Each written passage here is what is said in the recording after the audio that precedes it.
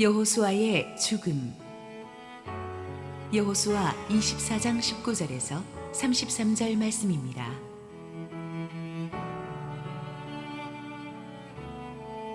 여호수아가 백성에게 이르되 너희가 여호와를 능히 섬기지 못할 것은 그는 거룩하신 하나님이시요 질투하시는 하나님이시니 너희의 잘못과 죄들을 사하지 아니하실 것임이라. 만일 너희가 여호와를 버리고 이방 신들을 섬기면 너희에게 복을 내리신 후에라도 돌이켜 너희에게 재앙을 내리시고 너희를 멸하시리라 하니, 백성이 여호수아에게 말하되 아니니이다 우리가 여호와를 섬기겠나이다 하는지라.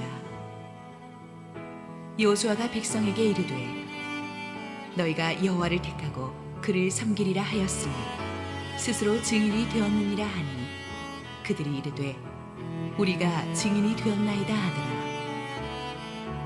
여호수아가 이르되 그러면 이제 너희 중에 있는 이방 신들을 치워버리고 너희의 마음을 이스라엘의 하나님 여호와께로 향하라 하니, 백성이 여호수아에게 말하되 우리 하나님 여호와를 우리가 섬기고 그의 목소리를 우리가 청종하리이다 하는지라. 그날에 여호수아가 세겜에서 백성과 더불어 언약을 맺고 그들을 위하여 율례와 법도를 제정하였더라. 여호수아가 이 모든 말씀을 하나님의 율법책에 기록하고 큰 돌을 가져다가 거기 여호와의 성소 곁에 있는 상수리 나무 아래에 세우고 모든 백성에게 이르되 보라, 이 돌이 우리에게 증거가 되리니 이는 여호와께서 우리에게 하신 모든 말씀을 이 돌이 들었음이니라. 그런즉 너희가 너희 하나님을 부인하지 못하도록 이 돌이 증거가 되리라 하고 백성을 보내어 각기 기업으로 돌아가게 하였더라.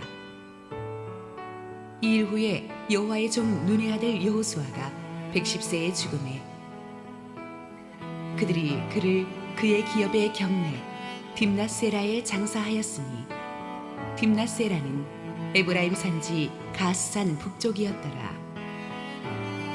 이스라엘이 여호수아가 사는 날 동안과 여호수아 뒤에 생존한 장로들 곧 여호와께서 이스라엘을 위하여 행하신 모든 일을 아는 자들이 사는 날 동안 여호와를 섬겼더라.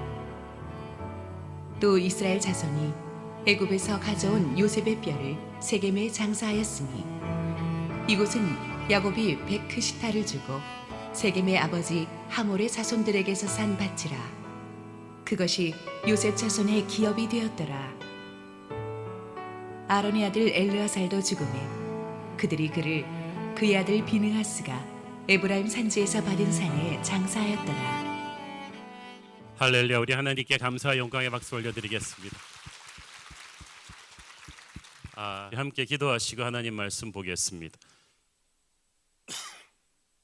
주님 은혜 감사합니다. 오늘도 하나님의 은혜를 사모합니다. 부족한 죄인은 온전히 주님 뒤에 감추시고 하나님의 말씀만 선포하시옵소서. 예수님 이름으로 기도했습니다. 아멘. 위대한 지도자 여호수아의 시대가 이제 막을 내릴 때가 되었습니다. 우리는 지난주까지 여호수아의 마지막 유언을 함께 묵상했습니다. 여호수아는 하나님께서 그동안 이스라엘과 함께하면서 얼마나 많은 축복을 내려주셨는지를 상기시켜 주었습니다. 아무것도 아닌 이스라엘을 하나님이 선택하시고 약속의 땅으로 인도하시고 모든 위험으로부터 지켜주시고 모든 필요를 채워주시고 모든 적들을 물리쳐 주셨습니다. 그들이 수고하지 않은 것들을 먹게 하셨고 그들이 짓지 아니한 집에 살게 하셨습니다.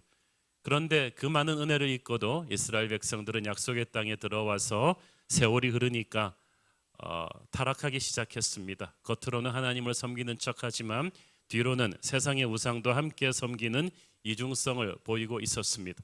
여호수아는 이제부터는 결단코 그래서는 안 된다고 그들을 영적으로 깨우쳤습니다. 이제는 모든 우상을 버리고 하나님만 사랑하라고 했습니다. 나와 내 집이 앞장서서 그 모범을 보일 것이라고 했습니다. 백성들은 늙은 지도자 여호수아의 생명을 건 이 회개 촉구의 메시지에 충격을 받았습니다. 그래서 자기들도 회개하고 하나님만 섬기겠다는 결단을 합니다. 용장 밑에 약졸이 없다고 나이가 들어서도 변함없는 열정으로 하나님께 충성하는 여호수아의 리더십은 백성들 가슴에 식어있던 영적인 열정을 다시금 불러일으켰습니다. 그런데 여호수아는 백성들이 여호와만 섬기겠다는 그 말을 액면 그대로 받지 않고 한 번 더 강하게 그들의 의지를 확인해 주었습니다. 19절 20절 읽습니다. 여호수아가 백성에게 이르되 너희가 여호와를 능히 섬기지 못할 것은 그는 거룩하신 하나님이시요 질투하시는 하나님이시니 너희의 잘못과 죄들을 사하지 아니하실 것임이라. 만일 너희가 여호와를 버리고 이방 신들을 섬기면 너희에게 복을 내리신 후에라도 돌이켜 너희에게 재앙을 내리시고 너희를 멸하시리라 하니.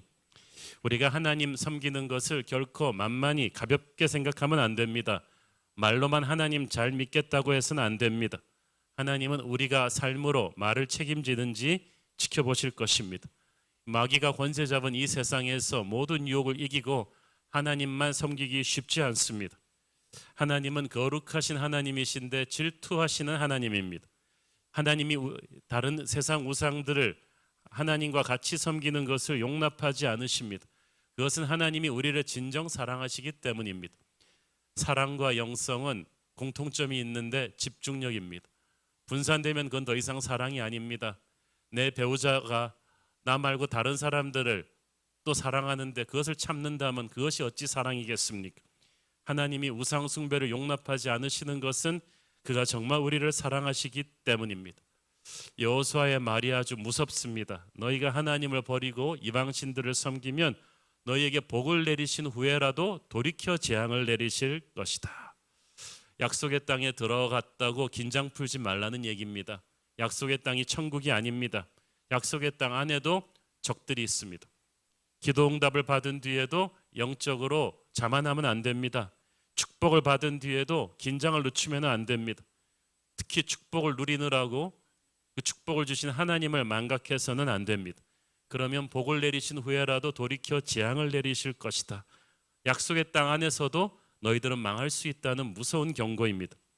우리가 다른 거 두려워할 것 아무것도 없지만 하나님 두려운 줄은 알고 살아야만 합니다. 그래야 우리 자자손손 약속의 땅 안에서 안식을 누릴 것입니다. 백성들은 다시 한번 우리는 여호와를 섬기겠다고 다시 한번 충성 맹세를 합니다. 그러니까 여호수아는 마지막으로 중요한 의식을 함께 가집니다. 25절 26절 읽습니다. 그날에 여호수아가 세겜에서 백성과 더불어 언약을 맺고 그들을 위하여 율례와 법도를 제정하였더라. 여호수아가 이 모든 말씀을 하나님의 율법책에 기록하고 큰 돌을 가져다가 거기 여호와의 성소 곁에 있는 상수리 나무 아래에 세우고. 여호수아가 이스라엘 백성들로 하여금 하나님과 언약을 맺게 하죠. 그리고 그 언약을 기념하는 의미에서 큰 돌을 여호와 성소 곁에 있는 상수리 나무 밑에 세우는데 여기에는 중요한 의미가 있습니다. 출애굽한 뒤로 하나님과 백성들이 맺는 세 번째 언약이 되겠습니다. 첫 번째 언약은 우리가 잘 아는 시내산 언약이에요. 출애굽하자마자 출애굽 1세대가 시내산에서 하나님의 십계명을 받으면서 맺은 시내산 언약입니다. 두 번째 언약은 광야 40년이 다 끝나가던 즈음에 요단강을 건너 약속의 땅에 진입하기 전 모압 광야에서 드린 언약입니다. 이때 불순종의 출애굽 1세대는 다 죽고 출애굽 2세대가 하나님 앞에서 맺은 언약입니다. 이것이 바로 신명기 말씀이에요. 그리고 또 그 뒤로부터 20여 년이 흐른 오늘 여호수아가 이제 죽음을 앞두고 출애굽 2세대와 3세대를 어우르는 다음 세대 이스라엘 백성들을 놓고 하나님과 언약을 맺은 것입니다. 모든 세대가 이렇게 자기 세대의 시대에 하나님과 새롭게 언약을 맺어야 된다는 것이 중요합니다. 우리는 우리 조상의 하나님의 믿음으로 천국 갈 수가 없습니다. 우리는 조상의 믿음에 도전을 받지만 도전받고 우리 자신이 하나님을 만난 고백이 있어야 되는 거예요. 그들은 이 언약의 증거로 큰 돌을 세웠다고 했습니다. 오늘날 우리로 하여금 이 돌 역할을 하는 게 바로 십자가죠. 우리는 항상 세상에서 흐트러진 우리의 마음을 십자가 앞에서 바로잡습니다. 십자가를 볼 때마다 우리는 다시 한번 하나님과 우리의 관계가 얼마나 엄청난 사랑의 관계인지를 재확인하고 우리의 타락한 영성을 바로 잡게 되는 것입니다. 십자가는 늘 우리가 변질되지 말고 순수하게 하나님을 사랑할 것을 우리에게 도전합니다. 여호수아는 이렇게 자신의 인생을 마무리하고 이제 이 땅에서 눈을 감습니다. 백성들은 여호수아의 시신을 그의 영지인 딥나세라에 조용히 묻습니다. 여호수아가 모세의 뒤를 이어서 이스라엘 지도자가 된 것을 학자들은 보통 한 80세 정도로 추정합니다. 그로부터 가나안 정복 전쟁이 끝나는데 한 7년 반 정도 걸리고 점령한 땅들을 안정시켜 가는데 한 17년 18년 정도 걸렸다고 볼 때 여호수아가 110세의 나이로 세상을 떠나기까지 그가 이스라엘의 지도자로 봉사한 세월은 한 30년 정도 되는 것 같습니다. 그러니까 110년 인생에서 80년을 마지막 30년을 위한 준비로 쓴 것입니다. 참 하나님은 많이 준비하고 이렇게 임팩트 있게 쓰시는 것 같아요. 우리는 조금 준비하고 그걸 가지고 평생 우려먹으려고 하는데 하나님의 리더십 방법은 그렇지가 않아요. 모세를 80년 준비시켜서 40년 리더로 사용하셨죠. 우리 주님도 30년을 조용한 침묵으로 몫으로 계시다가 마지막 3년을 공생애에서 쓰임 받으시지 않습니까? 하나님의 리더십 철학은 항상 제대로 준비된 지도자를 준비된 자리로 보내시는 것입니다. 대충대충 하나님의 사람을 함부로 빠르게 급조하신 적이 없어요. 하나님께서 준비한 지도자 여호수아는 모세의 뒤를 이어서 약속의 땅 정복이라는 엄청난 태스크를 신실하게 잘 감당해내었습니다. 이 여호수아를 하나님은 어떻게 준비시키셨습니까? 첫째는 고난이었습니다. 여호수아가 태어났을 때 그는 노예였습니다. 그는 40살이 될 때까지 애굽에서 노예로 살았습니다. 이 유년기와 청년기를 혹독한 노예 사슬에 묶여서 보낸 그 시간 동안에 여호수아는 강인한 역경지수를 길렀습니다. 40이 되어서야 그는 애굽을 탈출했습니다. 오늘날 우리 교육의 가장 큰 위기 중에 하나는 아이들 스스로 극복해야 될 장애물을 부모가 너무 앞장서서 치워주는 데 있습니다. 제가 한 군대 지휘관한테 이야기를 들었더니요, 요즘은 군대 지휘관 전화번호를 다 부모들이 가지고 있어가지고 부모가 훈련만 조금 센 날이면 전화가 와가지고 지난주 야간 훈련으로 우리 애가 몸이 약한데 심신이 참 힘들다, 이제 훈련을 좀 약하게 해달라, 이런 전화가 빗발친다는 거예요. 그래서 자기가 군대 지휘관인지 초등학교 선생님인지 분간이 안 된다는 거예요. 우리가 이렇게 돈을 이용해서 인맥을 이용해서 우리 아이들 앞에 장애물을 자꾸 치워주려고 합니다.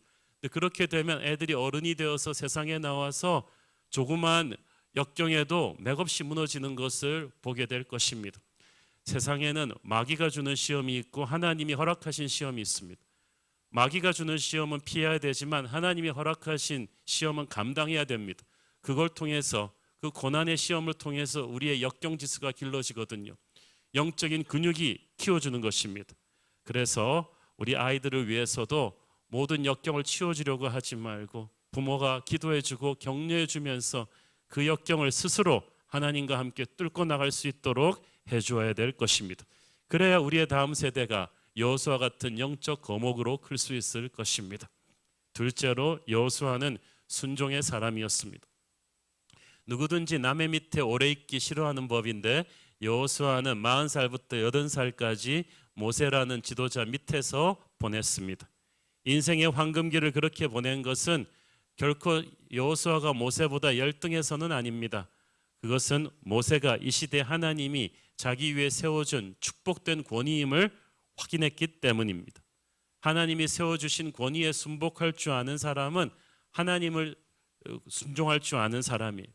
권위는 내가 주장하면서 생기는 게 아니라 하나님이 주시는 거거든요. 하나님의 리더십 시스템을 통해서 준비된 자에게 하나님이 부여하는 것입니다. 여호수아는 하나님이 세우신 모세의 권위를 순종하는 법을 배웠기 때문에 자기가 나중에 지도자가 되었어도 부하들의 순종을 얻어낼 수 있었습니다. 여러분이 누구 밑에 있을 때 계속 반역의 영으로 들이받으면 나중에 여러분이 지도자가 돼도 여러분도 똑같은 사람한테 들이받칠 것입니다. 자기 위에 세운 하나님의 권위를 존경하고 순종하십시오. 그러면 언젠가 여러분도 지도자가 될 때 사람들의 존경을 받을 것입니다. 그것이 여호수아의 순종의 삶이 우리에게 보여준 교훈이죠. 세 번째로 여호수아는 인내하는 사람이었어요. 좋은 것은 시간이 걸려서 이루어집니다. 하나님의 리더십 훈련의 필수 코스는 인내하는 시간을 겪게 하는 거예요. 그것도 억울한 시간을. 여러분, 성경에서 하나님이 쓰신 위대한 사람들을 보세요. 다윗, 요셉, 여호수아 전부 다 억울한 인내의 시간을 오래 겪었습니다.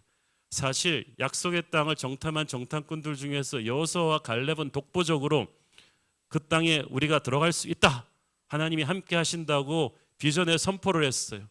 그렇지만 부정적으로 그 땅에 들어가면 우린 다 망한다고 한 10명의 정탐꾼들 때문에, 그 정탐꾼들에게 선동당한 다른 200만 때문에 함께 38년 동안 생고생을 하면서 광야에서 같이 통과했으면 했어. 얼마나 억울했겠습니까? 여러분 같으면.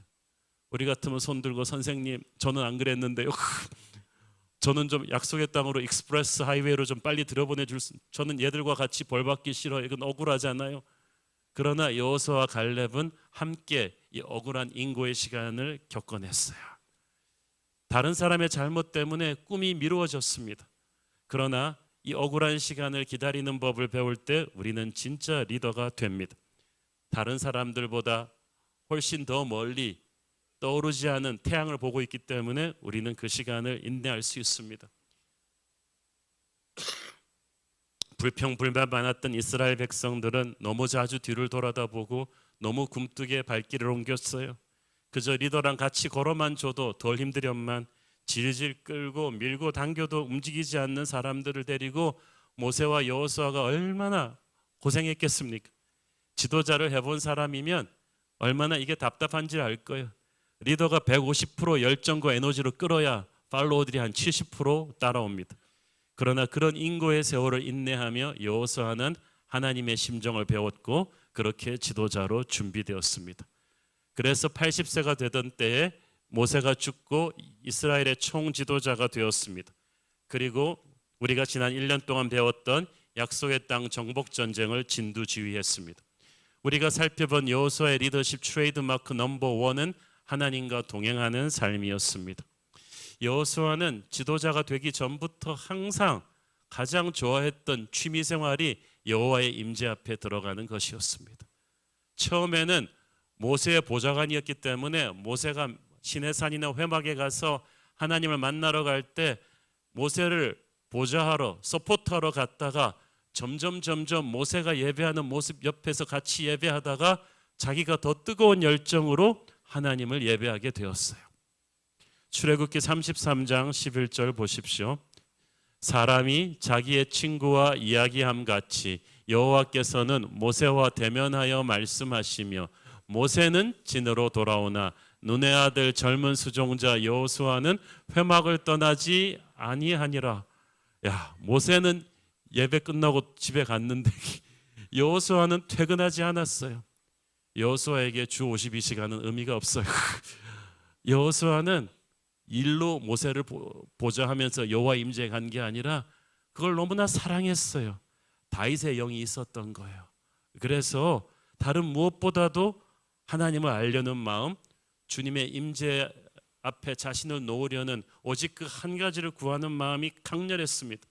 그것이 여호수아의 담대한 믿음의 밑거름이 되었습니다.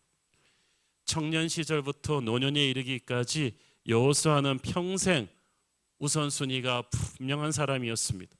광야에 있을 때나 약속의 땅에 들어갈 때나 잘 될 때나 못 될 때나 남의 권위 밑에 있을 때나 자신이 권위자의 자리에 올랐을 때나 변함없이 여호수아 인생의 최우선 순위는 하나님의 임재 앞에 머무는 것이었습니다. 아무리 바쁘고 힘들어도 그는 이것을 타협하지 않았어요. 전쟁터에서도 일기를 썼던 이순신 장군이 우리가 존경하는데 전쟁터 한복판에서도 여호수아는 늘 하나님의 임재 앞에 예배하는 시간을 타협하지 않았습니다. 그래서 하나님은 여호수아를 귀하게 보셨고 여호수아의 전쟁을 대신 싸워 주셨습니다. 이게 진짜 똑똑한 사람이에요. 하나님이 내 대신 싸워주게 하십시오. 그러면 여러분은 백전백승할 것입니다. 여호수아 1장에 보면은 모세 뒤를 이어서 처음 지도자로 부임했을 때 하나님이 여호수아에게 주신 리더십 지침은 딱 하나예요. 네가 이때까지 해왔던 것처럼 날마다 말씀을 묵상하고 좌로나 우로나 치우치지 마라. 그러면 내가 너와 함께 할 것이다. 그래서 그 뒤 여호수아서를 쭉 읽어보면 항상 크고 작은 사건 전후로 여호수아가 항상 하나님 앞에 엎드려 있는 것을 볼 수가 있습니다. 여호수아라고 어찌 결점이 없겠습니까? 그러나 하나님과 동행하는 한 그의 모든 실수와 결점들은 하나님이 다 커버해 주셨습니다. 지도자는 타고나는 것입니까? 만들어지는 것입니까? 저는 둘 다라고 생각합니다. 하나님께서는 하나님의 지도자들에게 필요한 정신적, 영적인 DNA를 분명히 주십니다. 사람들을 이끄는 데 필요한 능력과 재능과 인격을 주시죠. 그러나 그것들을 주실 때는 처음에는 다 가능성의 씨앗으로 주십니다. 그 씨앗에 말씀과 성령의 물을 주고 거름을 줘야 이 씨앗이 점점 연결어 나가 거룩한 리더십이 되는 거예요. 여호수아는 예배 임재를 통해서 하나님이 주신 리더십의 씨앗을 완전히 열매 맺게 한 사람이에요. 그러므로 중요한 것은 우리가 평생 하나님 옆에 열심히 붙어 있는 것입니다. 세상의 리더십은 홀로 서기를 가르칠지 몰라도 하나님의 리더는 확실한 붙어서기입니다. 하나님께 예배하는 시간은 결코 낭비하는 시간이 아닙니다. 다니엘이 그 대제국의 국무총리로서 하루에 3시간을 왜 깊이 예배했겠어요? 참모들 데리고 10시간 회의하는 것보다 하나님 앞에 10분 기도하는 게 훨씬 낫다는 것을 경험으로 알기 때문입니다. 평생 열린 마음으로 겸손히 하나님 앞에 엎드리십시오. 우리의 인생은 아직 미완성이고 공사 중입니다. 그러나 자신이 완전하다고 뻐기는 사람보다 어제보다 오늘이 더 나은 사람으로 주여 믿어주시옵소서 라고 엎드리는 예배자가 저는 훨씬 더 가능성이 있다고 봅니다. 그것이 여호수아 리더십의 첫 번째 비결입니다. 두 번째는 용기입니다. 우리는 여호수아의 리더십에서 정말 놀라운 용기를 봅니다.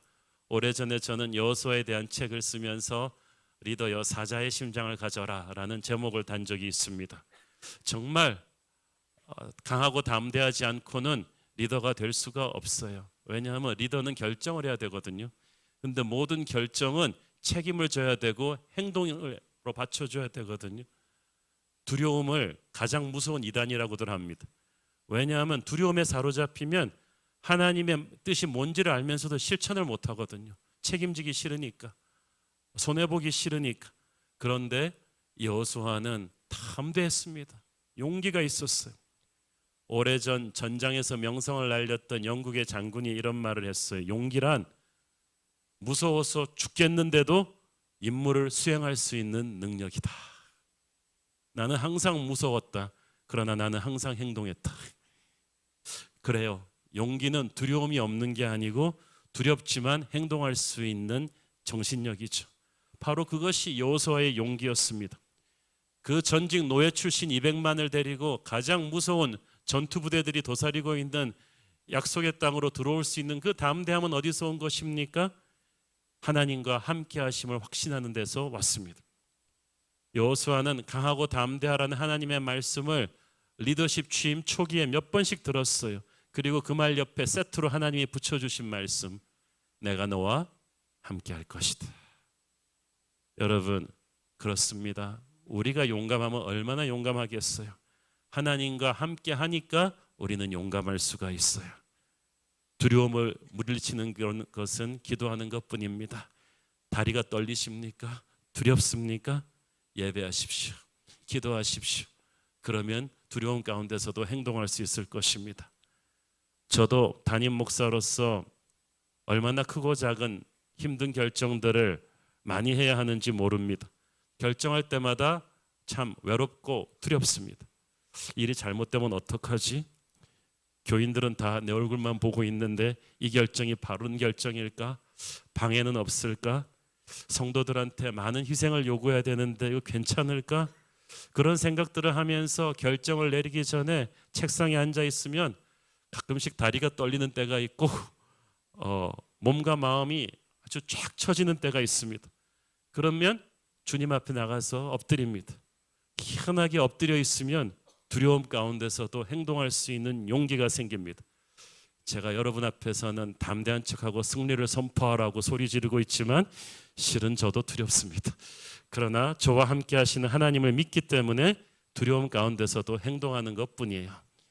제가 항상 붙잡고 있는 여호수아서 말씀은 1장 9절 말씀입니다. 내가 네게 명령한 것이 아니냐. 강하고 담대하라.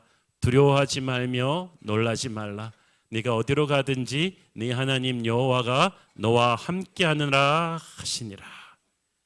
여호수아에게 주신 이 말씀을 여호수아는 전쟁 중에 계속 스스로에게 선포했을 것입니다. 저도 이 말씀을 스스로에게 계속 선포하며 삽니다. 여러분, 하나님이 주신 말씀을 스스로에게 계속 선포하십시오. 여호수아는 그래서 모든 상황에서 놀라운 용기를 보였습니다. 난공불락의 요새 여리고를 공략한 용기도 무서웠지만 자기 동족인 아간을 벌함으로써 내부의 적을 단호하게 정리하는 뼈를 깎는 용기도 있었습니다. 도피성을 곳곳에 만들어서 용서할 수 없는 사람들을 용서할 줄 아는 용기도 있었어요. 노구를 이끌고 젊은 사람들 눈치 보지 않고 오직 여호와만 섬기라고 영적인 대각성을 질책하는 그런 용기도 있었어요. 여러분, 산다는 것은 밀려오는 수많은 두려움의 파도를 헤쳐나가는 거 아니겠습니까? 지금 여러분은 어떤 두려움의 파도와 싸우고 있습니까? 우리 중에는 지금 병이 걸릴 것 같은 두려움과 싸우고 있는 분이 있습니다. 병이 안 나을 것 같은 두려움도 있습니다. 직장을 못 찾을 것 같은 두려움도 있고 지금 있는 직장에서 앞으로 오래 못 있을 것 같은 두려움과 싸우는 분도 있습니다. 사랑하는 사람을 못 만날까 하는 두려움도 있고 믿었던 사람에게 배신당하지 않을까 하는 두려움도 있습니다.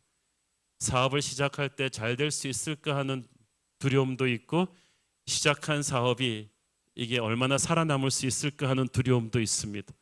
우리 아이들이 내가 없어도 자기 앞가림 잘할 수 있을까 하는 두려움도 있습니다. 여러분은 지금 어떤 두려움에 떨고 있습니까? 그것이 어떤 두려움이건 혼자 싸우지 마시고 주님과 동행하십시오. 주님이 개입하시면 두려움은 더 이상 두려움이 아닐 것입니다.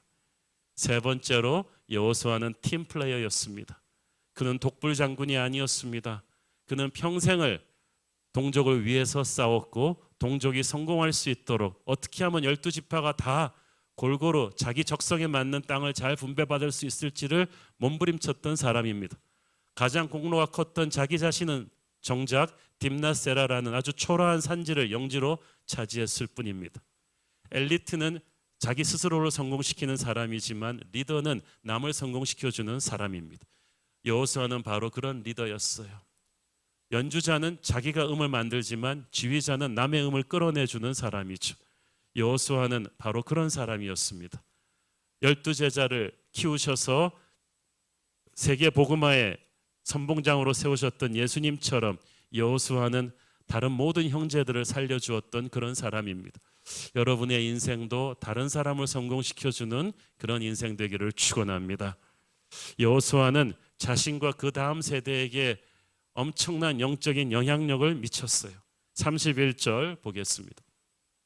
이스라엘이 여호수아가 사는 날 동안과 여호수아 뒤에 생존한 장로들 곧 여호와께서 이스라엘을 위하여 행하신 모든 일을 아는 자들이 사는 날 동안 여호와를 섬겼더라. 이걸 보면 여호수아가 적어도 자기 세대와 그 다음 세대까지는 영적으로 책임졌다는 사실을 알 수 있죠.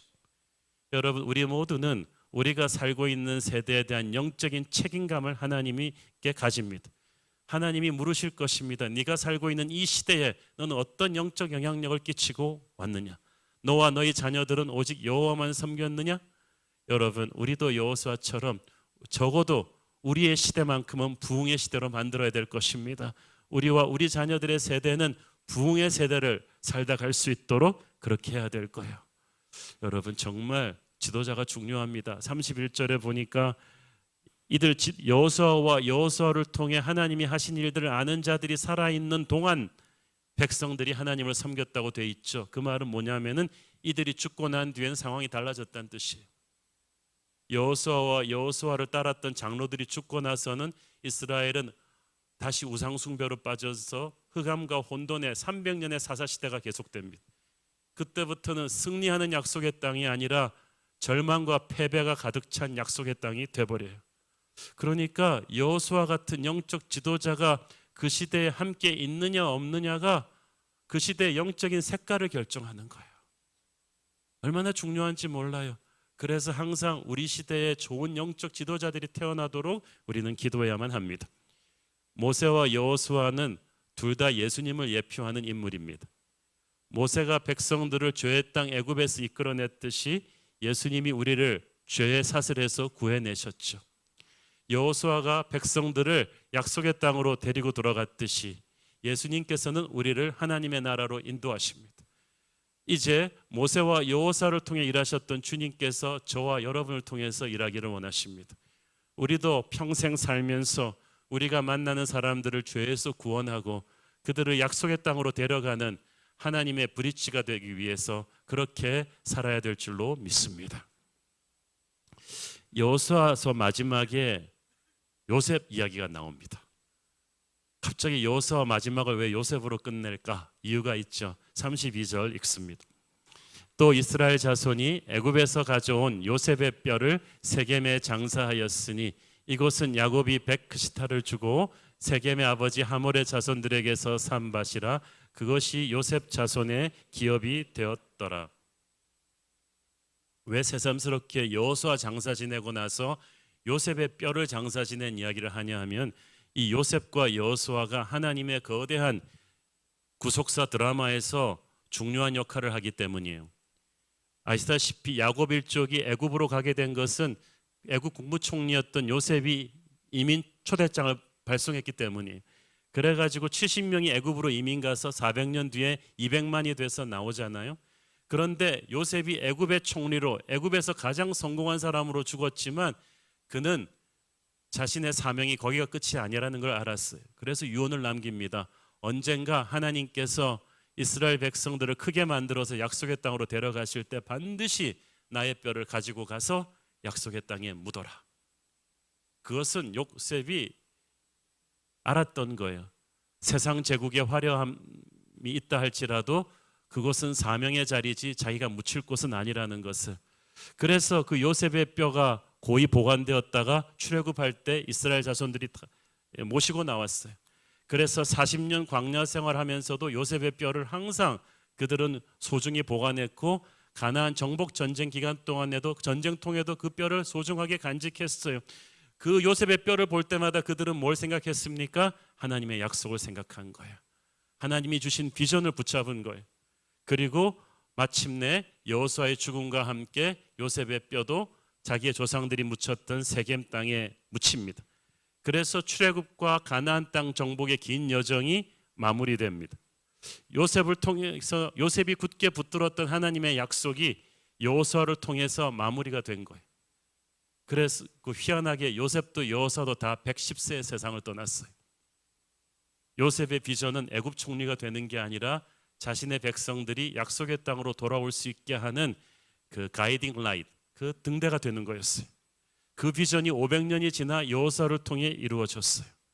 하나님은 요셉을 통해 약속하신 것을 여호수아를 통해서 이루셨습니다. 우리는 각자의 시대에 우리가 맡아야 될 영적인 역할이 있는 거예요.